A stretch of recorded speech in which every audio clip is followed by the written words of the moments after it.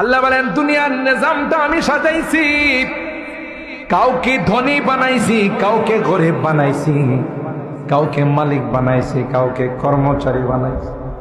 কেউ সিএনজি চালক, আবার কেউ সিএনজির প্যাসেঞ্জার, কেউ চালক, কেউ প্যাসেঞ্জার, কেউ অটো চালায়, কেউ আবার প্যাসেঞ্জার, কেউ দোকানের মালিক, কেউ দোকানের কর্মচারী, আবার কেউ কাস্টমার।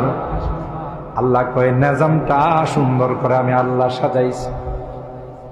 সাইয়্যিদানা হযরতে, আপনাদের কষ্ট হইতেছে বেশি, সাইয়্যিদানা হযরতে আদম আলা নবিয়িনা আলাইহিস সালাম সমস্ত রূহগুলোকে যখন আল্লাহ রূহের জগতে একত্রিত করেছে, হাদিসের মধ্যে আসে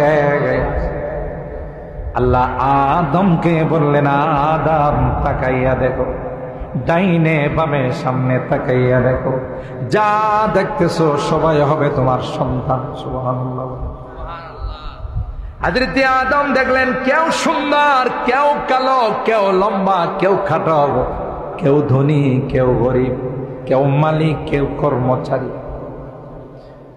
আদম আলাইহিস সালাম আল্লাহকে কয়, লাউ সাওয়াইতা বাইনাহুম, আল্লাহ সবগুলোই তো আমার সন্তান, একরকম বানাইলে ভালো ছিল না?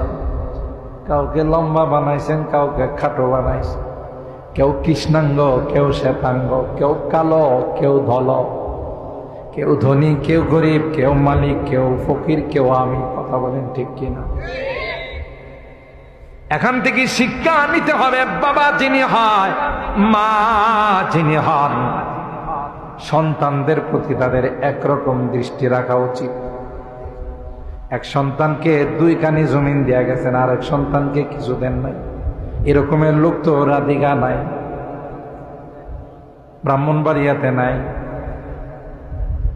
একজনকে বেশি দেয়, আরেকজনকে কম দেয়। এই কারণে সন্তানদের মধ্যে মারামারি হয়, তা কয় না? সন্তানদের মধ্যে মারামারি হয়, তোরে বাবা বেশি দেয়া গেছে, আমারে কম দেয়া গেছে, কেন এটা করলো? এই ভাগ আপনি দেওয়ার কে? আপনি দুনিয়ার থেকে চলে গেলে আল্লাহর কালাম যার যার বন্টন, যার যার অংশ তার কাছে পৌঁছাই দিন।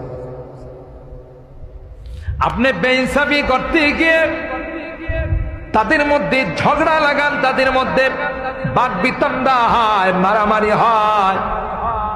বাবার উচিত সবার প্রতি একরকম দৃষ্টি রাখা, একজনের প্রতি সুনজর, আর একজনের প্রতি কুনজর। এটা আসলে প্রকৃত অর্থে বাবা নয়।